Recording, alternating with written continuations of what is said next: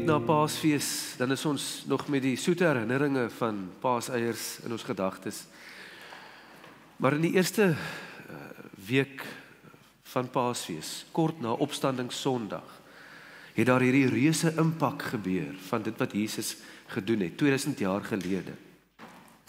Dit het 'n universele impak op geskiedenis gehad. En ons gaan vanoggend lees uit Handelinge 5, waar die impak veral deur die apostels waargeneem is. Hulle het dit gesien, saam met die vroeë kerk, net daar die eerste paar apostels wat deur Jesus aangewys het, en die mense wat saam met hulle Jesus gevolg het, en na Jesus se hemelvaart die eerste kerk, die eerste gemeente gevorm het. Maar vir hulle was dit 'n toets van die evangelie. Jesus se opstanding en hemelvaart het 'n nuwe hoofstuk oopgemaak vir hulle om hulle lewe aan te wy, waarin hulle moes gaan leef. En vandag nog lewe ons in die krag van die evangelie. Nie noodwendig in dieselfde toets van die evangelie, daar is dalk 'n nuwe aanslag op ons geloof, maar dis dieselfde krag wat in die evangelie opgesluit lê, waarin ons vandag leef.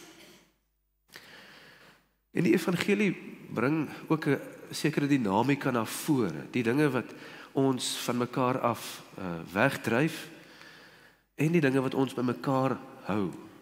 Dis hierdie dinamika tussen die faktore wat ons een maak, en die faktore wat ons van mekaar laat verskil.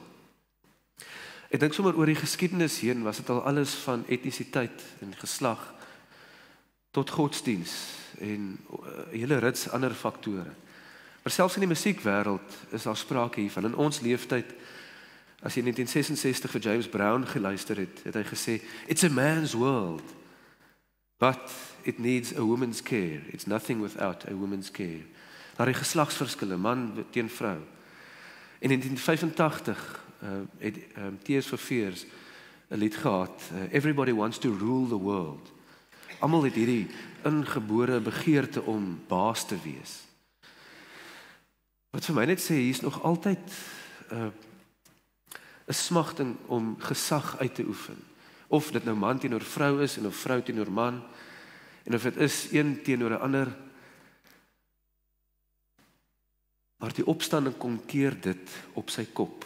Hierdie twis tussen mekaar, die twis wat ons uit mekaar uitdryf. Die opstanding kom bind ons aan mekaar. Dit bring ons byeen. Al sê die musikante wat. Want ons staan almal onder die alleen heersende, die soewereine gesag van God. Die opstanding is 'n praktiese, tasbare demonstrasie daarvan dat God alleen heers oor sy skepping. Ons skriflesing vandag neem ons na so 'n toetsgeval vir die evangelie. Waar die evangelie natuurlik slaag, omdat dit gevul is, omdat dit gebaseer staan op die gesag van God. Ons gaan lees van vers 27.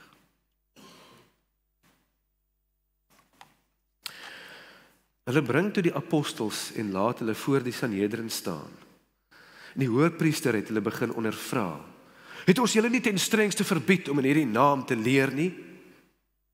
En kyk, julle het julle leer deur die hele Jerusalem versprei, en julle wil die bloed van hierdie man op ons bring. Maar Petrus en die apostels het geantwoord, ons moet eerder gehoorsaam wees aan God as aan mense. Die God van ons voorvader, die God van ons vaders het Jesus opgewek. Jesus wat julle doodgemaak het deur hom aan 'n kruishout te hang. Hom het God as leidsman en verlosser tot aan sy regterhand verhoog, om aan Israel bekering en vergifnis van sondes te skenk. En ons is die getuies van hierdie gebeure. En so ook die Heilige Gees wat God gegee het aan hulle wat aan hom gehoorsaam is. Ons lees net tot sover vir nou. So as hierdie die eerste toetsgeval vir die evangelie is die apostels midde in daardie toetsgeval. Hierdie verhoor wat ons van lees vanoggend is die tweede verhoor voor die Joodse Raad. wat in die skrif noem die Sanhedrin. Dis hulle Hooggeregshof. Maar hierdie verhoor het 'n boeiende aanloop. Ons begin in Handelinge 3 reeds lees, waar die apostels deur die stad beweeg. En dan is daar 'n man wat om hulp roep, 'n verlamde man. En Petrus sê met daardie bekende woorde, silwer en goud het ek nie, maar dit wat ek het, gee ek jou. Die man vra natuurlik vir hulp, vir 'n almoes, sê die teks. Ek het nie geld vir jou nie, maar in die naam van Jesus Christus van Nasaret, staan op en loop. En die man doen dit dan. Hierdie verlamde man herwin sy vermoë om te loop. En dan is die skare fantasties. Hulle sê, wow, hierdie apostels is wonderlik, kom ons volg hulle. Maar Petrus is gou by om te sê, hierdie wonderwerk is nie ons goedheid nie. Hy gee die eer aan God. Dit is nie ons krag nie, maar die krag van Jesus Christus van Nasaret. Natuurlik kom die Joodse raad daarvan te hore, en volgens Handelinge 4 verbied hulle dan die apostels vir die eerste keer om in daardie naam op te tree. Hulle het so weerstand aan Jesus dat hulle nie eers sy naam wil noem nie. Maar hulle wil die apostels verbied om in daardie naam op te tree. Maar weer is Petrus gereed met die verweer as hy sê, of dit reg is voor God om eerder na julle te luister as na God. Dit moet julle self oordeel. Want ons kan nie swyg oor wat ons gesien en gehoor het nie. Die apostels word dan met 'n waarskuwing en 'n dreigement vrygelaat. En dan gaan hulle onmiddellik na hulle eie mense toe, waar hulle saam bid. Hulle bid vir vrymoedigheid. Maar hulle bid ook gebaseer op Psalm 2 as hulle vra, waarom is die volke rusteloos en maak hulle nuttelose planne? Hulle bid en sê, maar waarom gaan almal so te kere? Is ons almal nie dan onder God se gesag nie? Ons is tog almal aan hom onderwerp. Ons leef almal uit sy genade.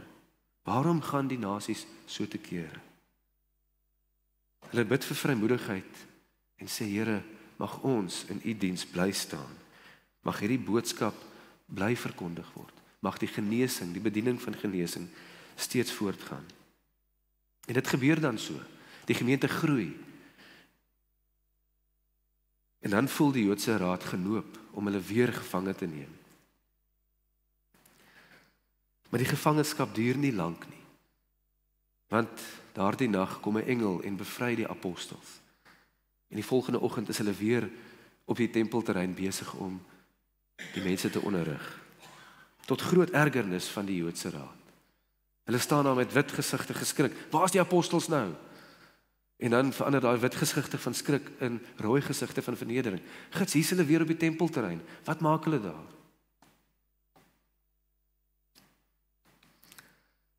So vir die Joodse raad is dit 'n minagting van hulle bevel. Ons het mos nou gesê julle mag nie in daardie naam optree nie. Maar Petrus benadruk, hulle moet gehoorsaam bly aan God. Hulle getrouheid aan God kom uit die verbond, die God van ons vaders, dieselfde God van Abraham, Isak en Jakob. Dit is die God wat ons hierin dryf. Wat ook vir Christus uit die dood opgewek het. En dit is ironies hoe Petrus binne 2 sinne die evangelie verkondig aan die Joodse raad in weerwil van die verbod om dit te doen. Binne daardie 2 sinne sê hy, dit is die volle evangelie. Jesus Christus wat julle aan 'n kruis gehang het. Hy is deur God opgewek. En dan gaan hy verder en hy benadruk die belang van Jesus. Hy is die leidsman en verlosser. Eerstens vir Israel tot bekering en vergifnis van sonde, maar uiteindelik vir alle nasies en geslagte. En hierdie is nie sommer net iets wat hulle nou uit Jesus se stories gaan saamflans het nie. Nee, hierdie getuienis word bevestig en bekragtig deur die Heilige Gees. En daarom kan hulle met soveel vrymoedigheid en krag getuig. So in hierdie eerste toets van die evangelie sien ons 'n boeiende, volkleur verhaal van hoe God se goeie nuus getoets word en slaag, in volkleur. En ons sien God se gesag, wat bo almal en alles uittroon. En ek wil graag ingaan op die 3 kenmerke van God se gesag, wat hier ter sprake is. God se gesag gee jou 'n doelgerigtheid. Dit gee die apostels 'n doelgerigtheid, want sy gesag rig jou lewe en jou gedagtes na bo. Dit gee sin aan jou lewe. God wys ook sy solidariteit met ons. Hy wys dat sy teenwoordigheid in ons lewe maak ons een met hom, sodat ons vreugdes en oorwinnings en ons hartseer en ons mislukkings alles in hom opgesluit lê. En dit gee vir ons veiligheid. Dit gee vir jou, hier is die grense waarbinne jy met vrymoedigheid kan leef. Geen onsekerheid nie. Jy kan in hierdie grense van veiligheid kan jy met vrymoedigheid lewe. Kan jy met vreugde leef. En dit is wat die apostels doen. Hulle is nie bang voor hierdie Joodse raad nie. Ja, dis die Hooggeregshof. Hulle sê nee, ek skrik nie hiervoor nie. Ons bly gehoorsaam aan die gesag van God. Jesus, die opgestane Here, bevestig vir hulle. Hierdie evangelie het die hoogste gesag, die grootste krag. Dit staan natuurlik ook verbonde aan die gesag van Jesus. Wie is hierdie Jesus? Vra die Joodse raad. Ons wil nie sy naam noem nie. Maar Jesus self neem ook daardie gesag van God op hom. God het Jesus as leidsman en verlosser verhoog. So kom ons gaan vir 'n oomblik in op die gesag van Jesus. En ons ontmoet hom eerste in die evangelie van Johannes. Die woord het vlees geword en onder ons kom woon. En ons het sy heerlikheid aanskou. 'n Heerlikheid soos die van die unieke seun van God die Vader. En dit is 'n heerlikheid vol genade en waarheid. So dis nie sommer enige gesag wat Jesus vir homself 'n balkie op sy jas sit nie. Dit is die gesag van God, die vleesgeworde God. Op 'n tweede vlak het Jesus ook die gesag om te vergewe en genees. En dit het ons gesien waar Jesus die verlamde man wat sy vriende na hom toe gedra het in Lukas 5. Die vriende bring hom en Jesus sê vir hom nie net jou sonde is vergewe nie, maar hy sê vir hom staan op en loop. En hy gee die rede daarvoor. Vir die Fariseërs sê hy, sodat julle kan weet dat die Seun van die mens volmag het om op aarde sondes te vergewe. Daarom sê ek ook vir hierdie verlamde man, staan op, neem jou slaapmat en loop. Jesus het volmag om te genees en om sonde vry te spreek. Op 'n derde vlak het Jesus ook gesag oor sy eie lewe, dis sy autonomiteit. In Johannes 10 vertel Jesus die beeld van die goeie herder wat sy lewe vir sy skape aflê. En omdat hy gesag het oor sy eie lewe, kan hy dit doen. Hy sê ek het volmag om my lewe neer te lê en ek het volmag om dit weer op te neem. So Jesus se gesag is ook 'n autonome gesag. Hy het gesag oor sy eie lewe. En hy kies om dit as goeie herder vir sy skape neer te lê.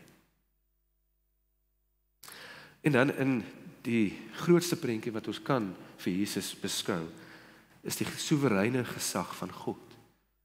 En ons lees onder meer daarvan in Deuteronomium hoofstuk 6, vers 4. Van God die alleenheerser, die soewereine God, wat deur Moses die opdrag aan Israel gee, luister Israel, die Here is ons God, die Here alleen. Hy alleen regeer as soewereine God. En hierdie gesag neem Jesus op onsself as hy sê, by die uitstuur van die apostels, om te gaan disippels maak, in die naam van die Vader, Seun en die Gees. Sê hy in vers 18 van Matteus 28, aan my is gegee alle mag in die hemel en op die aarde.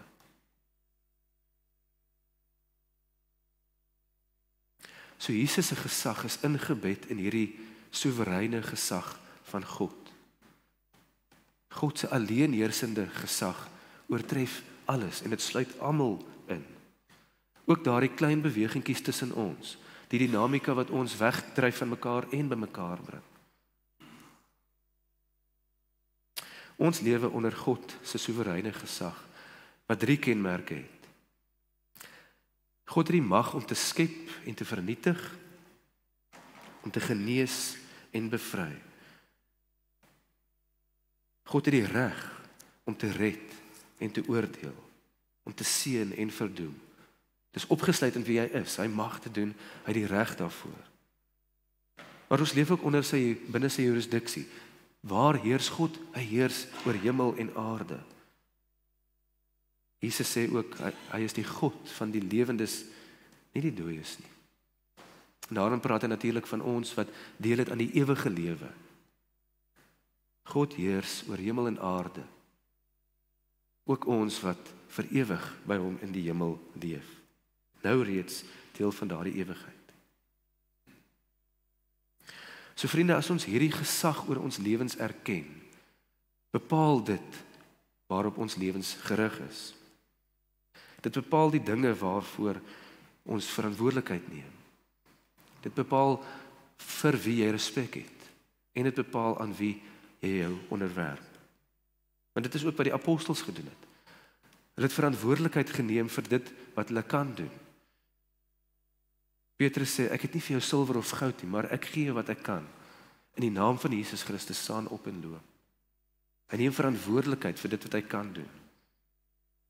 Petrus tree ook met respek op voor die Joodse raad as hy sê, besluit julle self, julle moet self oordeel wat voor God reg is. Maar vir ons kan nie anders nie. Ons kan nie oorswyg oor wat ons gesien en gehoor het nie. Hierdie heerlikheid van God in Jesus dring ons. En op 'n derde vlak, hulle onderwerp hulle self aan God, aan sy heerskappy en sy leiding, as hulle bid, gee dat ons u diensknegte, dat ons u boodskap met alle vrymoedigheid verkondig. So as hierdie die positiewe impak van gesag is in ons lewens, kom ons gaan kyk hoe speel dit uit in ons lewens. In my en jou lewe is ons ook onderwerp aan God se gesag. Ons word ook vereis om met respek teenoor mekaar op te tree. Ons moet ook verantwoordelikheid neem. Maar ek dink sommer in die praktiese handel en wandel van elke dag, is daar sekere kragte wat gesag op ons uitoefen. Jy beleef dalk dat 'n vorm van gesag onderdruk jou. Of jy voel dalk jy moet gesag uitdaag. Gesag lei ons dalk om aan te pas. Of daar's dalk posisies in jou lewe waar jy gesag moet opneem. En hoe dit in ons samelewing uitspeel is, soms lyk dit soos verdrukking. Een groep wat 'n ander verdruk. Of daar's dalk 'n rebelse revolusie wat van onder af opdryf en sê, ons neem die mag in ons eie hande. Maar vriende, ons as gelowiges word uitgedaag om eerder met vindingrykheid op te tree. Ja, om aan te pas by dit wat in die wêreld aan die gang is, maar om met vindingrykheid op te tree en planne te maak en te sê, ek kan iets hieraan doen. Ek kan verantwoordelikheid neem hiervoor, vir hierdie situasie. En ook om die gesag wat oor ons gestel is, aanspreeklik te hou. Die apostels is vir ons hier 'n voorbeeld, maar in vandag, 2025, het ons ook hierdie kragte wat inwerk, en ons keuse, ek bid dat ons keuse is om onder die soewereine gesag van God te leef. Maar ons moet versigtig met hierdie bewegings omgaan, sodat die klem nie op ons val nie, maar dat dit op God val. Want ons leef in 'n wêreld van verskillende generasies, verskillende groeperinge.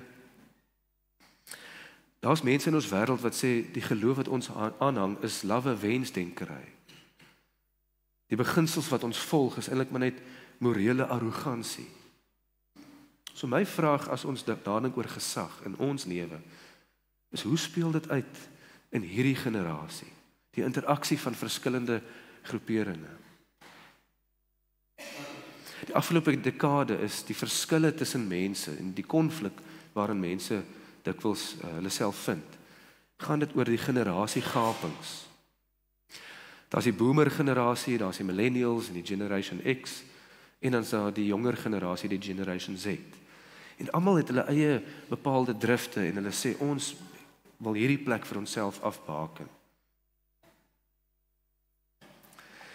Dikwels sien ons dit in die werkplek waar die boomer generasie voel maar hulle hou nie by nie. Hulle vrese oor tegnologie, AI gaan alles oorneem is, dalk 'n vrees wat by hulle opkom. Dit terwyl die generation X en die millennials sê, maar hierdie is ons plek. Hulle probeer stand hou en sê, ons werk die hardste, ons moet bly vas staan. Te midde van 'n jonger generasie, generation Z, wat inkom en sê, maar dis ons plek hierdie, ons is die nuwe generasie. So in hierdie milieu, vriende, is daar natuurlik frustrasies wat opbou. Daar's misverstande wat plaasvind. Maar te gou word plakkers uitgedeel. En ons lees raak in die journalistiek van snowflake generation, of die icebergs, of die oldtimers. Dis labels wat mense plak op mekaar, of op groeperinge. Dis nie noodwendig gegrond nie. Dis maar net labels wat mense plak en sê, ag, kyk net weer daai snowflake. Hy kan nie teenkanting hanteer nie. Hy kan nie enige sins hard werk nie. Teenoor die icebergs wat net weer beskuldig word, ja, maar julle is so onbeweeglik, julle klou so vas aan die verlede, julle klou so vas in julle huidige posisie. En die oldtimers het geen meer plek oor nie, sê hulle. Natuurlik help dit om die verskillende sienswyses raak te hoor en uit te luister. Maar wanneer dit oor gesag ter sprake kom, dan is hierdie labels soos snowflake en iceberg ontoereikend. Dit help ons nie om nader aan mekaar te beweeg nie. So ek wil hierdie voorstel maak. Kom ons speel eerder tennis, as wat ons veerpyltjies probeer speel. Want iemand wat met 'n veerpyltjie mentaliteit werk, wil heeltyd iemand anders se ballon bars. O, ek gaan jou ballon raak gooi met my veerpyltjie. Ek gaan jou argument afskiet. Ek gaan nie luister na wat jy sê nie, want ek weet ek is reg. Terwyl 'n tennismentaliteit sê, ek is bereid om na jou te luister, ek sal die bal na jou kant toe slaan. Ek wil jou graag uitluister. Hierdie heen en weer van, kom ons kyk of ons saam tot begrip kan kom. Kom ons kyk of ek my standpunt aan jou kan verduidelik en jy joune aan my. Dat ons saam tot 'n begrip kan kom. So gun die ander persoon ruimte om die geldigheid van hulle sienswyse te verduidelik, eerder as om dit af te skiet. Vriende, onder die gesag van God, hierdie soewereine gesag, is daar plek vir ons almal. Verskillende sienswyse. Die toets van die evangelie vir die apostels was ook dit. Gaan julle bly vas staan vir hierdie goeie nuus. En omdat die evangelie gevul is met die gesag van God, sal dit einduit bly staan. So my gebed is vandag, mag ons God se gesag oor ons lewe erken. En mag jy dan verantwoordelikheid neem vir die lewe wat God jou gee. Mag jy met vrymoedigheid en vreugde leef in die oorwinning van die opstanding. En mag ons nader aan mekaar gedryf word binne hierdie soewereine, alleenheersende gesag van God. Amen.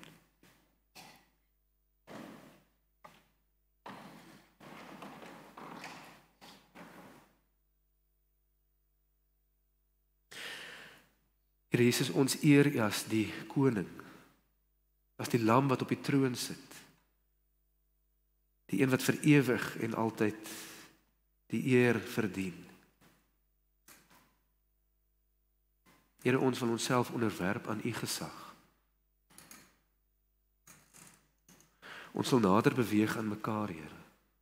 Ons wil ook, elkeen wat voel dat hulle buite staan, ons wil hulle ook welkom laat voel, Here. In 'n wêreld wat U so bitter nodig het, Here, wil ons sê, kom maak U, Here, die sluise van vreugde en genade oop, sodat mense na U toe kom, die bron van vreugde en vrede. Here, mag ons as ons dalk voel, ons hoort iewers op 'n troontjie, mag ons daarvan afklim, Here. En die gesag en die eer aan U alleen gee. U alleen is dit waardig. En mag ons onsself daaraan onderwerp. Ons bid dit in Jesus se naam. Amen.